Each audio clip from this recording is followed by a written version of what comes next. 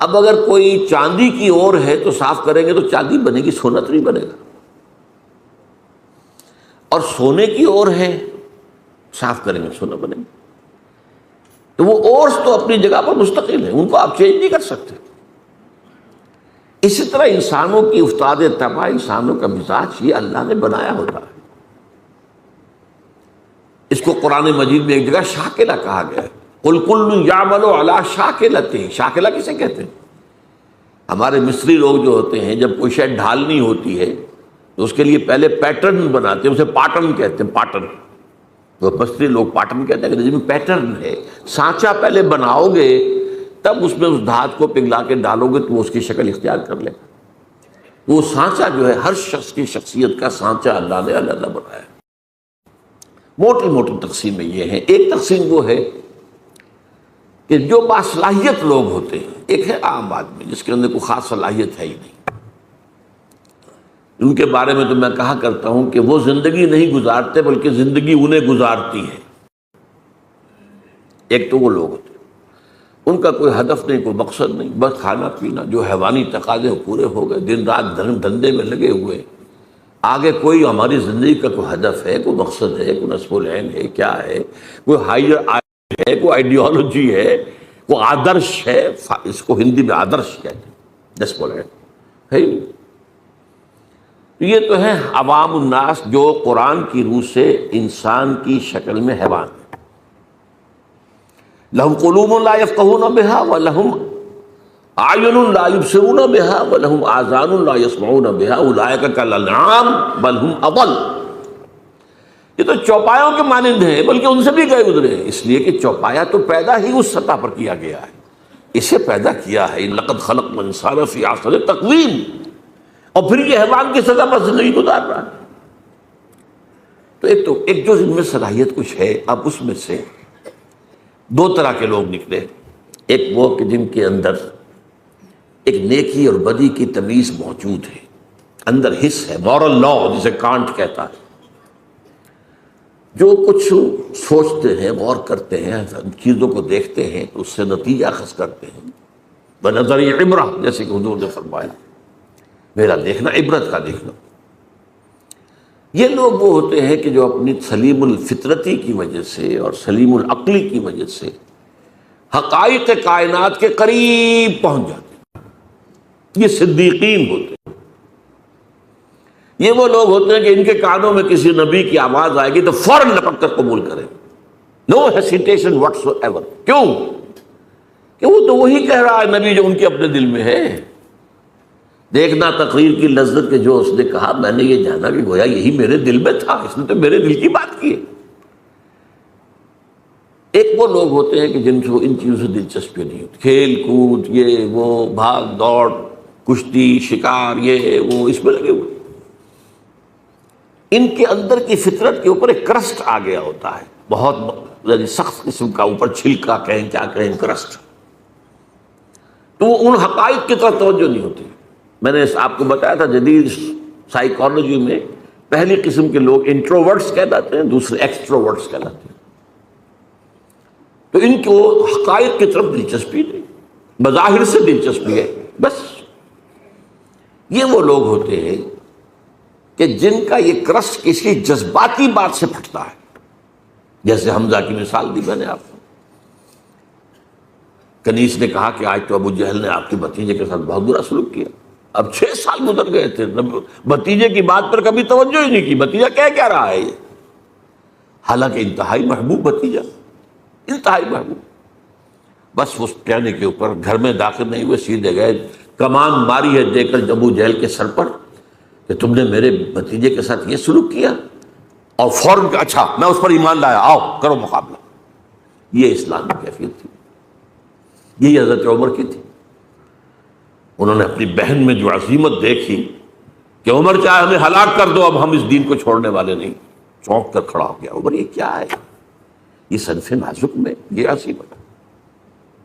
تو یہ تو ہم گفتگو کر چکے ہیں۔ آج میں ایک اور اعتبار سے بات کر رہا ہوں، وہ یہ جو آیات میں نے آج پڑھی ہیں، ان میں انسانیت شناسی کا ایک اور پہلو سامنے آتا ہے، انسانوں کی شخصیتوں کی مختلف افتاد۔ اس میں خاص طور پر ذکر کروں گا، مولانا مودودی نے اپنے تفہیم القرآن کے مقدمے میں ایک بڑی اہم بات کہی، بہت اہم بات کہی، کہ قرآن مجید ایسی کتاب نہیں ہے جسے کوئی شخص اپنے اسٹڈی روم میں یا ڈرائنگ روم میں آرام سے بیٹھا ہوا وہ پڑھتا رہے، سمجھتا رہے، ڈکشنری دیکھ لی، یہ دیکھ لیا۔ یہ مینول آف ریولوشن ہے،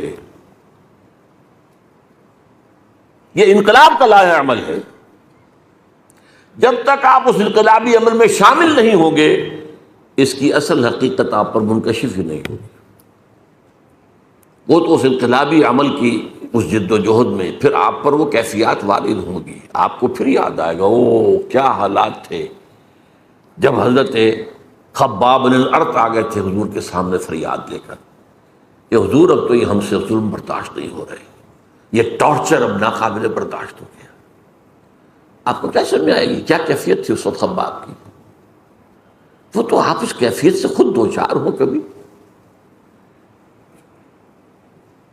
کبھی آپ پر کوئی آزمائش آئی ہو، کبھی آپ کے اوپر کوئی ایسا فیصلہ کن مرحلہ آیا ہو، تبھی تو آپ سمجھیں گے۔ تو قرآن مجید کے علم اور حکمت اور اس کے مفہوم اور معانی کا ایک بہت بڑا اہم گوشہ نہیں کھلتا جب تک کہ آپ یہ نہ سمجھے کہ یہ ایک انقلابی دعوت تھی، اور انقلابی دعوت کے اعتبار سے انسانوں میں 4 قسمیں ہوتی ہیں، وہی نبیین، صدیقین، شہداء، صالحین۔ اب وہ کون سے 4 ہیں؟ دیکھیے پہلے بات سمجھ لیجئے کیونکہ وقت محدود ہے۔ ایک لوگ وہ ہوتے ہیں کہ جب بات سمجھ میں آ گئی ہر بعد آباد، اب نہ دائیں دیکھنا ہے، نہ بائیں دیکھنا ہے، نہ آگے نہ پیچھے، قبول کر لینا ہے بس۔ یعنی وہ لوگ جن میں ہمت ہے، کردار کی طاقت ہے، حوصلہ ہے، مثابرت ہے، مقاومت ہے، ایک وہ لوگ۔ وہ یہ نہیں دیکھتے کوئی اور بھی چل رہا ہے کہ نہیں چل رہا، وہ چلے تو چلے، نہیں چلے چلے، مجھے تو چلنا، مجھ پر تو حق باتیں ہوگی، بات ختم ہوگی۔ اب کوئی مفاد، کوئی چودراہٹ، کوئی حیثیت، اس کو نہ اندیشہ پہنچ جائے، اس کو نہ خطرہ ہو جائے۔ جیسے وہ نجران کے عیسائیوں کا وفد آیا تھا تو 2 بھائی تھے ٹاپ کے، ان کے بڑے اسقف، تو وہ جب حضور نے مباہلے کا چیلنج دیا تو پھر بھاگ گئے، راتوں رات چلے گئے، ورنہ 70 افراد کا نجران کا وفد آیا تھا۔ واپسی پر ایک بھائی، چھوٹے بھائی کے گھوڑے نے ٹھوکر کھائی، اس نے کہا تعس الابعد، ہلاک ہو جائے وہ دور والا۔ بڑے نے کہا یہ دور والا تم نے کسے کہا ہے؟ کہا محمد کو۔ معاذ اللہ، مت کہنا، یہ وہ تو نبی ہے۔ انہوں نے کہا پھر نبی ہے تو مانا کیوں نہیں تم نے؟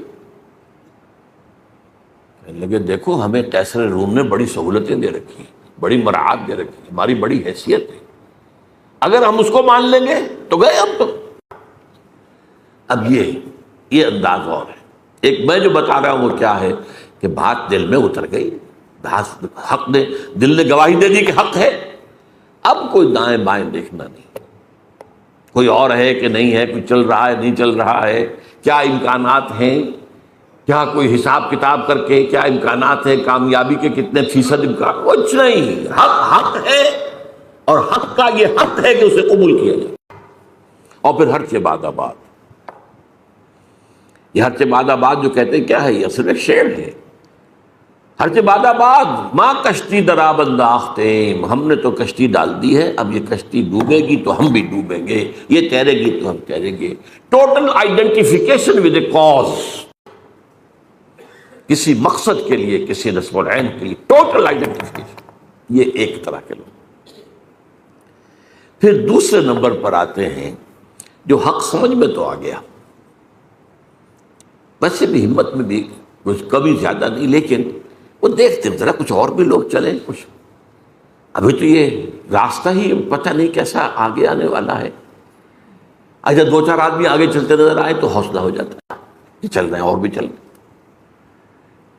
جیسے آپ کہتے ہیں انچارٹرڈ سیز، ایسے بھی سمندر ہوتے ہیں جن کے بارے میں پتہ نہیں ہوتا ادھر چٹانیں ہیں کیا ہے، وہ تو جو بنے ہوئے ہوتے ہیں ان کے نقشے، اسی کے مطابق جہاز چلتے ہیں، ادھر ادھر تو نہیں جائیں گے، کیا پتا زیر زمین جو ہے چٹانیں۔ تو بھاگے کیا ہے، کیا ہوگا، کیسے ہوگا، کچھ پتہ نہیں ہے. تو یہ لوگ ذرا جھجکتے ہیں، کھڑے رہتے ہیں، سوچتے ہیں. لیکن جب یہ السابقون الاولون جب پیش قدمی کر کے آگے بڑھ جاتے ہیں، اب ان کی بھی ہمت جو ہے آتی، بھائی ٹھیک ہے انہوں نے چھلانگ لگا دی، ہم بھی لگا دیں. لیکن ہوتے ہیں خلوص کے ساتھ. ان میں تھوڑی سی تاخیر تو ہو جاتی ہے، تھوڑا سا دائیں بائیں کی سوچ تو ہے. کچھ اور بھی ہوں، میرے دائیں بھی کوئی چلنے والا ہو، بائیں بھی چلنے والا ہو. جیسے جنگ میں آپ کو معلوم ہے ہمیشہ دیکھا جاتا ہے میرے دائیں بائیں کون ہے، یہ دائیں بائیں بھی مضبوط ہے کہ نہیں ہے، کمزور آدمی نہ کھڑا ہو. اس حوالے سے یہ ہیں وہ لوگ کہ جو پیروی کرتے ہیں ان اگلوں کی.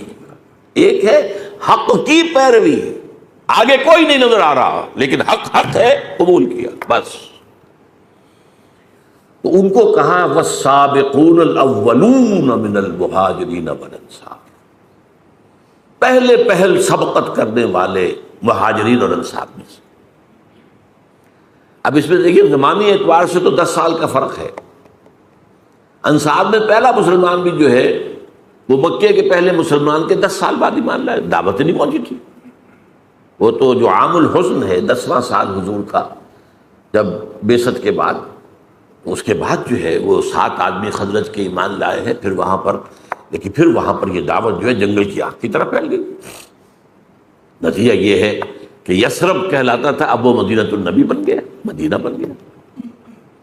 ایک وہ لوگ ہوتے ہیں والسابقون الاولون، انصار میں سے بھی ہے وہ لوگ تھے جن کے سامنے جیسے ہی دعوت آئی فوراً قبول کر لیا، وہ سابقون الاولون میں سے تھے. چاہے ابو بکر سے 10 سال جونیئر ہو گئے، لیکن یہ کہ بہرحال ان کے سامنے جب بھی دعوت آئی ہے اس کے اعتبار سے ان کا وہ جو رد عمل تھا وہ کیا تھا، فوراً حاضر. والسابقون الاولون من المہاجرین والانصار، یہ سابقون الاولون مہاجرین میں بھی ہیں، انصار میں بھی ہیں. والذین اتبعوہم باحسان، اور وہ لوگ جنہوں نے ان کی پیروی کی لیکن خوبصورتی کے ساتھ کی، انہوں نے پورے دل کے ساتھ پھر ان کی وہ کر تو رہے، پیروی کر رہے. آگے چلنے والوں کے جو ہے ان کے تو رتبے جو ہے پھر بہت بڑے آگے ہیں، بہت ان کے رتبے ہیں سوا. لیکن یہ کہ بہرحال یہ بھی خلوص کے ساتھ چلنے والے، صحیح چلنے والے، پوری شخصیت کو لے کر چلنے والے. فرمایا رضی اللہ عنہم، یہ 2 کیٹیگریز تو وہ ہیں جن کو اب یہ سند اللہ دے رہا، اللہ ان سے راضی ہو گیا، ورضوا عنہ، اور وہ اللہ سے راضی ہو گئے. اللہ سے راضی ہو جانا اس دنیا میں بھی، راضی برضائے رب، جو بھی آ رہا ہے اس پر راضی رہنا، اور ایک آخرت میں اللہ راضی کر دے گا انہیں. رضی اللہ عنہم وارضاہم اجمعین، اللہ تعالیٰ ان سے راضی ہو جائے، انہیں راضی کر دے قیامت کے دن. رضی اللہ عنہ ورضوا عنہ وعد لہم جنات تجری من تحت الانہار خالدین فیہا ابدا، اور ان کے لیے اس نے ایسے باغات تیار کیے ہیں جن کے نیچے نہریں بہتی ہوں گی، جن میں وہ ہمیشہ ہمیشہ رہیں گے. ذالک الفوز العظیم، یہ بہت بڑی کامیابی. اب اگر اس وقت آپ کے دل سے دعا نہ نکلے تو یہ بڑی بدنصیبی ہوگی. اللہم ربنا اجعلنا منہم، اے اللہ ہمیں بھی اس مقدس گروہ میں شامل ہونے کی توفیق دے. کہ جیسے ہی حق واضح ہو جائے فوراً قبول کریں، پھر کوئی پس و پیش نہ ہو، پھر جسے آپ کہتے ہیں ڈریگنگ آف دی فیٹ، یہ نہ ہو. اب تیسری بات آئی ہے وَمِمَّنْ حَوْلَكُمْ مِنَ الْأَعْرَابِ مُنَافِقُونَ، ارے مسلمانوں تمہارے ارد گرد جو لوگ ہیں اعراب ان میں منافق ہیں. من اہل المدینہ، اور مدینے والوں میں بھی ہیں. نفاق کا مرض جو ہے اعراب میں زیادہ تھا، اس لیے کہ ان کو حضور کی تربیت اور تزکیے سے اتنا فائدہ اور تعلیم سے تو نہیں پہنچتا تھا. وہ تو کبھی آ گئے دیکھ لیا حضور. مدینے والے تو مسلسل حضور کی تعلیم، تربیت، تزکیہ اس سے مستفید ہوتے تھے. لہذا الاعراب اشد نفاقا، یہ قرآن اسی صورت میں ہے. نفاق کا مرض شدید ترین جو تھا وہ اعراب میں تھا. یہاں بھی فرمایا وَمِمَّنْ حَوْلَكُمْ مِنَ الْأَعْرَابِ مُنَافِقُونَ وَمِنْ أَهْلِ الْمَدِينَةِ، اہل مدینہ میں بھی موجود ہے. مردوا علی النفاق، یہ نفاق پر اڑ گئے ہیں۔ یہاں ذرا سی بات سمجھ لیجئے، پہلے تو وہ بنیادی فرق شخصیت کا کیا ہے۔ عام لوگ یہ سمجھتے ہیں کہ شاید منافق وہی ہوتا ہے یہ دھوکہ دینے کے لیے مان لایا، نہیں، وہ منافق نہیں ہوتا۔ اصل میں ایک ہے ضعف ایمان، اس پر بات ہم بعد میں کریں گے، چوتھی کیٹیگری بعد میں آ رہی ہے۔ ضعف ایمان کا بھی نتیجہ نکلتا ہے بد عملی یا بے عملی یا کم عملی، اچھے کام بھی کیے برے بھی کیے۔ ایک یہ ہوتا ہے کہ ایک شخص نے حق کو قبول کیا اور کھلے دل سے کیا، فیس ویلیو پر قبول کیا کہ ہاں یہ صحیح ہے، لیکن اب اگر مرحلہ آ گیا کو قربانی کا مطالبہ تو چھٹک گئے۔ جان عزیز ہے، مال عزیز ہے، ان میں وہ ہمت نہیں ہے، وہ قطعیت نہیں ہے، وہ ہر سے بادہ باد والی بات نہیں ہے، بلکہ دیکھ بھال کے دائیں دیکھو بائیں دیکھو بھائی، اپنے نفع نقصان کو بھی پہنچانو، خطرات سے بھی بچو، جان بچاؤ، چلو چلو چلو، لیکن بچ بچ کے چلو، بچ بچ کے چلو۔ اس کا بڑا خوبصورت نقشہ سورہ حج میں کھینچا ہے، وَمِنَ النَّاسِ مَن يَعْبُدُ اللَّهَ عَلَىٰ حَرْفٍ، لوگوں میں سے ایسے بھی ہیں جو کنارے کنارے اللہ کی بندگی کرنا چاہتے ہیں، مجدھار میں نہ جانا، بچ کر چلو۔ ایک وہ ہے تو بچا بچا کے نہ رکھ اسے، تیرا آئینہ ہے وہ آئینہ، یہ شکست نہ ہو تو عزیز تر ہے نگاہ آئینہ ساز میں۔ اب یہاں سے اصل میں اس کو قرآن کہتا ہے مرض، بیماری۔ نفاق کے پھر مراحل ہیں۔ پہلا مرحلہ تو کیا ہوتا ہے کہ انسان سے کوتاہی ہو گئی اور اس کے بعد جھوٹا بہانہ بنا دیا، نفاق شروع ہو گیا۔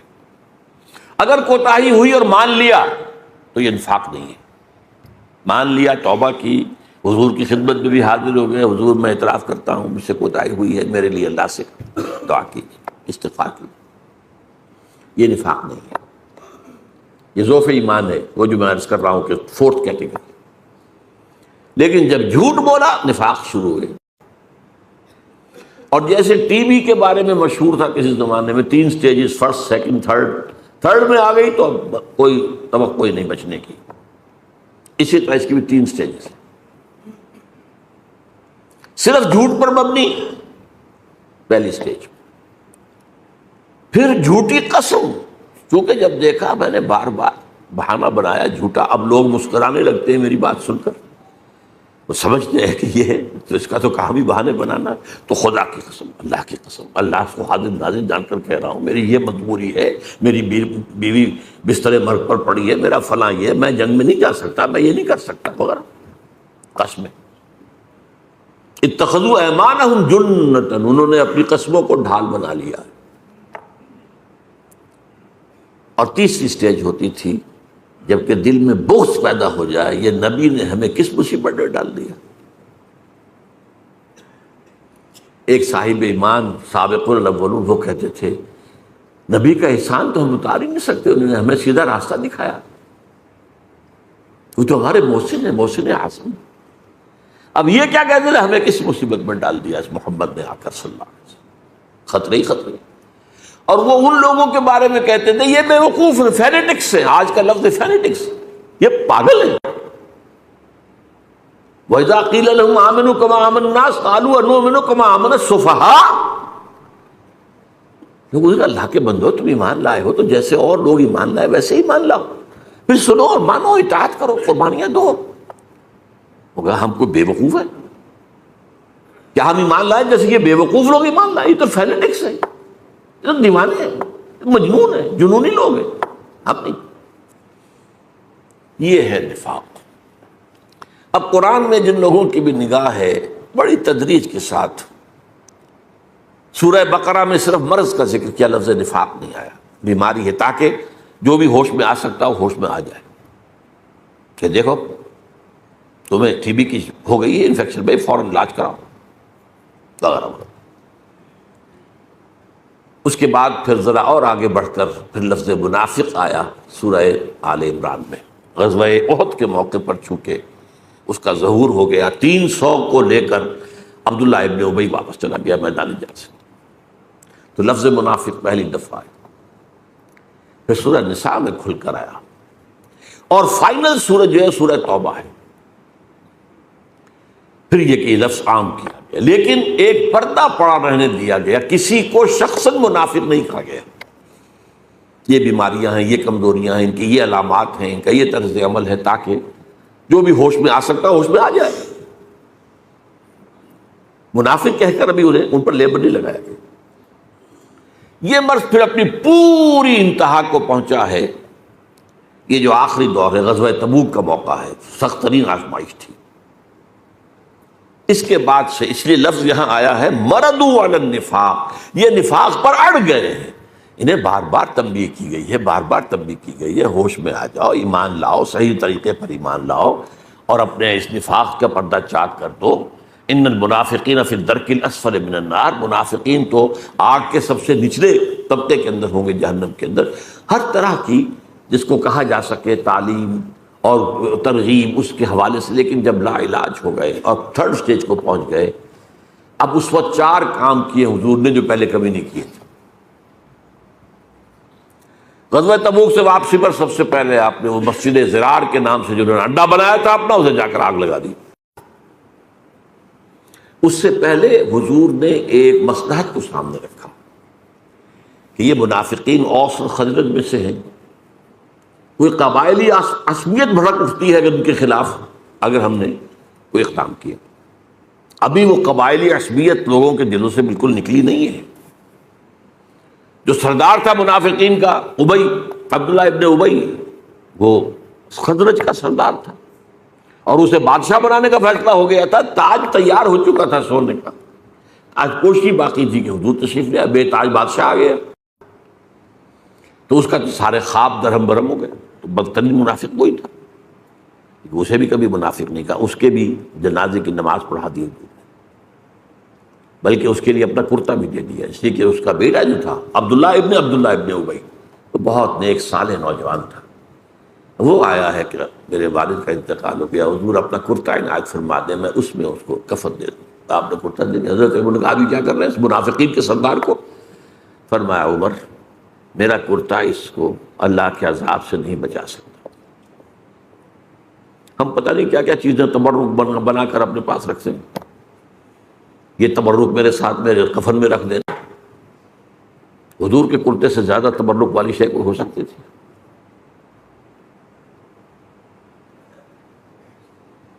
فرمایا میرا کرتا اسے عذاب سے نہیں بچا سکتا۔ 12 پہلا کام آپ نے یہ کیا، اڈا ان کا جا کے جلا دیا، حالانکہ ایک اشتعال مسجد جلا دی، مسجد ہو سکتا تھا کہ نہیں تھا، نام تو مسجد تھا نا، مسجد، لیکن تھا وہ اڈا منافقت کا۔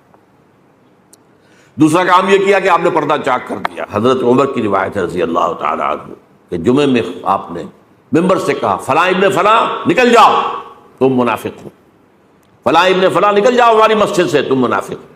36 انسانوں کو آپ نے اس طرح نکالا۔ تیسری بات یہ کی گئی قرآن مجید اسی سورۃ توبہ میں فرمایا گیا کہ اب آپ آئندہ ان میں سے کسی کی نماز جنازہ نہیں پڑھیں گے اور نہ کسی کی قبر پر کھڑے ہوں۔ اب آخر اور وہ چیز کر دی جس کو میں نے بعد میں پڑھا، 2 آیتیں ہیں۔ منافقین کا ایک طرز عمل یہ ہوتا تھا کہ اگر کوئی جہاد کا قتال کا معاملہ آیا ہے، یہ ہم سے چندہ لے لیجیے، ہم انفاق کرنے کو حاضر ہیں، اور حضور قبول کر لیا کرتے تھے۔ اب وہ بھی بند کر دیا گیا، کہہ دیا گیا انفقوا طوعا او کرہا، اے نبی منافقین سے کہہ دیجیے چاہے خوش دلی سے خرچ کرو، انفاق کرو، چاہے مجبوری کو، لن یتقبل منکم، اب یہ قبول نہیں کیا جائے گا، ان کے کوئی چندہ، ان کا کوئی ڈونیشن، ان کا کوئی جو ہے صدقہ آپ نہ لیجیے۔ انکم کنتم قوما فاسقین، تم یقیناً فاسق لوگ ہو۔ وما منعهم ان تقبل منهم نفقاتهم الا انهم كفروا بالله، اور نہیں محروم کیا انہیں اس بات سے کہ ان کے نفقات، ان کا انفاق قبول کیا جاتا، مگر اس نے کہ وہ اللہ سے کفر کر چکے ہیں۔ یہ نفاق جب اس سٹیج کو پہنچ گیا تو کفر ہو چکا ہے، اگرچہ کفر ابھی چھپا ہوا کفر ہے، ظاہر نہیں ہے، وہ کفر نہیں ہے جس پر مرتد کہہ دیا جائے، وہ نہیں ہے۔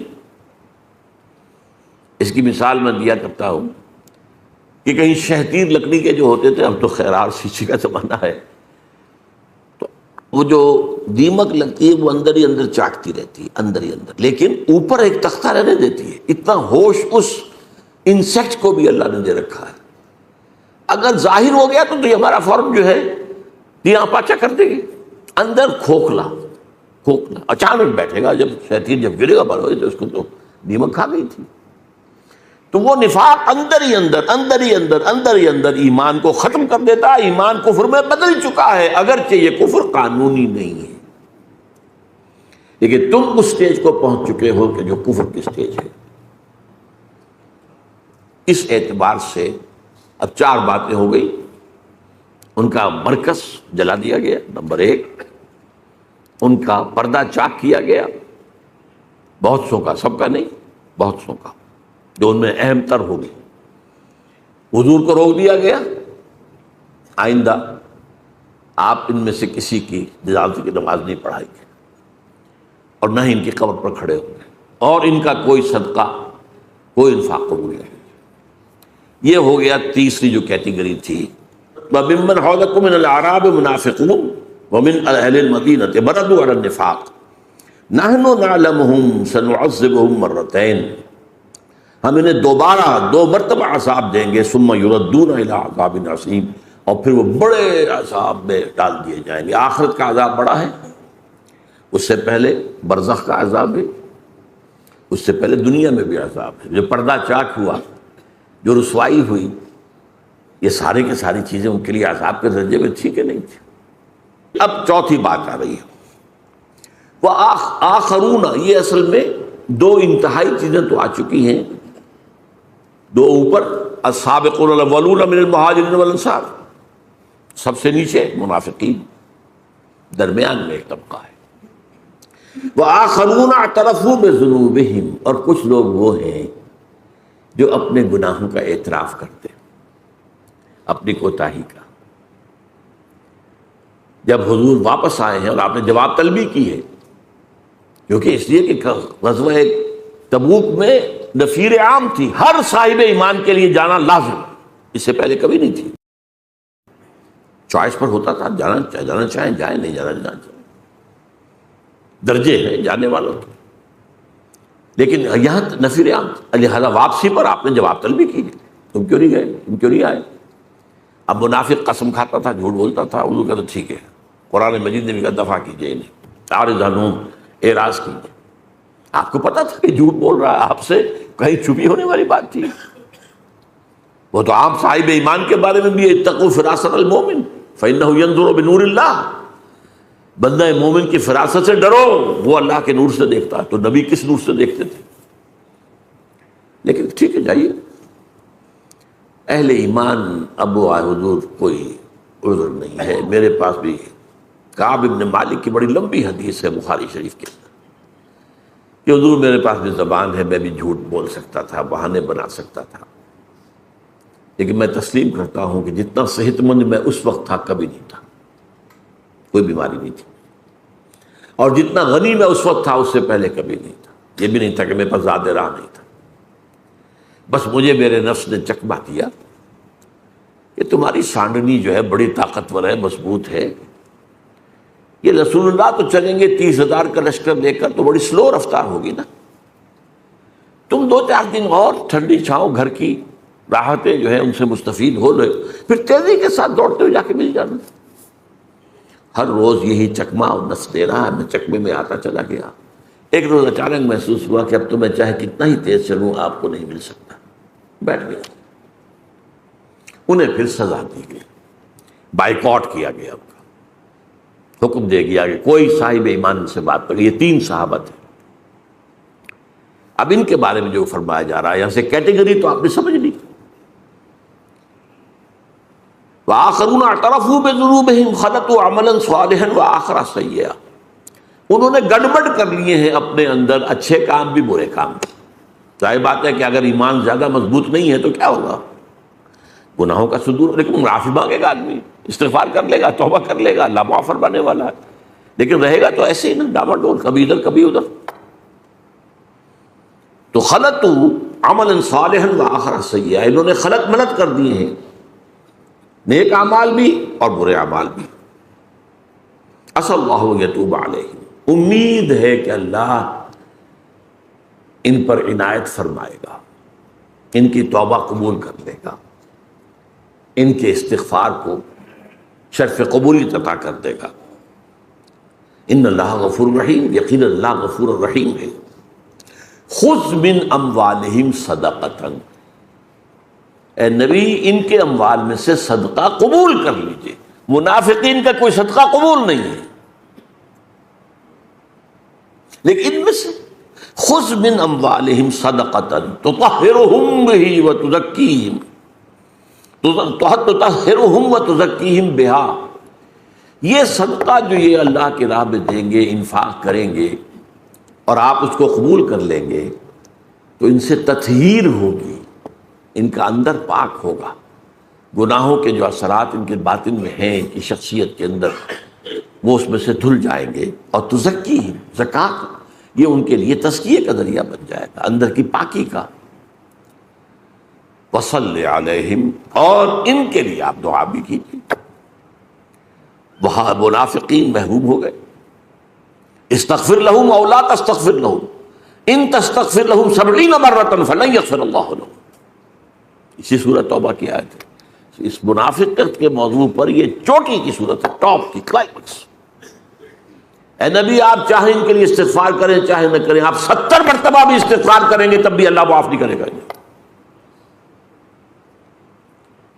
یہ دوسری بات ہے کہ حضور کی شخصیت کا پہلو آپ نے فرمایا اگر مجھے معلوم ہوتا کہ 70 بار سے زیادہ استغفار کرنے پر اللہ انہیں معاف کر دے گا تو میں 70 بار سے زیادہ کرتا، لیکن انداز اصل میں یہ کہ کرنا ہے ہی نہیں، 70 مرتبہ 70,000 مرتبہ بھی کر لیں گے تو معاف نہیں کریں گے، لہذا میں نہیں کر سکتا اس طرح۔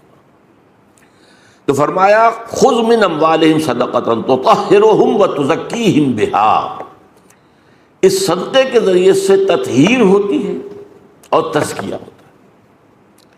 اسی لیے جو مالی عبادت ہے اسلام میں اس کا نام زکوٰۃ ہے۔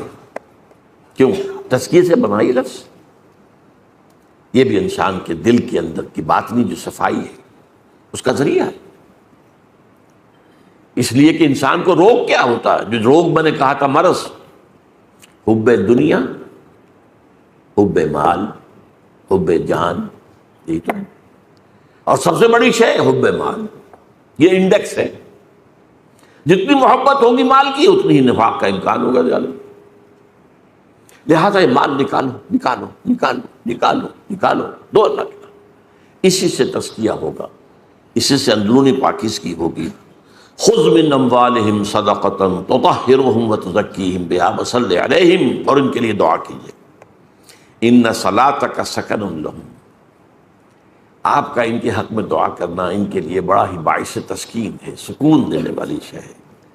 ظاہر بات ہے ان کے اندر تو اب یہ خلجان ہے نا، میں یہ کیا کر بیٹھا، کیا مجھ سے غلطی ہو گئی ہے، یہ ساری چیزیں جو اندر کی کیفیات ہیں، تو جیسے ہم کہتے ہیں کہ زخم کے اوپر پھاہا رکھ دیا گیا، تو ایسے ہی آپ کی جو ان کے لیے آپ کا استغفار جو ہے سکن لہم، وہ ان کے تسکین کا ذریعہ بنے گا۔ واللہ واسع علیم، اور اللہ یقیناً بہت وسعت والا اور جاننے والا ہے۔